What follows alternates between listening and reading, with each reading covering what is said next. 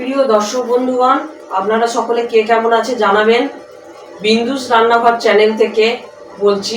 আজকে যে রেসিপিটা তৈরি করব সেটা হচ্ছে থোর ভাজা, কালো জিরে দিয়ে লঙ্কা চিড়ে থোর ভাজা। সেই রেসিপিটা এখন আপনাদের সামনে করে দেখাবো। এখন আমি থোরটাকে কুচিয়ে নিয়েছি। থোরটাকে কুচিয়ে এবার আমি জলে বেশ করে ধুচ্ছি, জলটা ঝরুক। এখন আমি গ্যাস জ্বালছি। গ্যাস জেলে থোর ভাজা, কালো জিরে দিয়ে থোর ভাজা রেসিপিটা এখন আপনাদের দেখাবো। এখন আমি গ্যাস ওভেনটা জ্বাললাম। এবার কড়াই একটু তেল দেবো, একটুখানি তেল দেবো। এবার লঙ্কা দুটো, তেল গরম হয়ে গেছে, লঙ্কা দুটো দিলাম চিড়ে। এবার একটু হলুদ দেবো, সামান্য পরিমাণে হলুদ দেবো। এবার একটু নাড়াচাড়া করবো, কালো জিরে দেবো। এবার কালো জিরেটা দেবো, কালো জিরে ফোড়ন দেবো, অল্প করে কালো জিরে দিলাম। এবার আমি থোরটা দিয়ে দেবো, এবার তাতে একটু নুন দেবো। এখন আবার থোর ভাজাটা হয়ে গেছে, একটু চিনি দেবো থোর ভাজাতে সামান্য পরিমাণে, কারণ থোর ভাজা একটু কষ্ট থাকে তো, ওই জন্য একটু চিনি দিতে লাগবে। খুব সামান্য পরিমাণ চিনি দিব।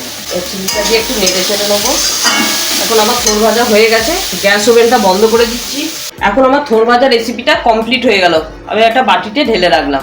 বিন্দুস রান্নাঘর চ্যানেলটিকে লাইক, শেয়ার এবং সাবস্ক্রাইব করে দেবেন। আর কমেন্টে লিখে জানাবেন যে এই রেসিপিটা, থোর ভাজা রেসিপিটা কেমন হয়েছে জানাবেন।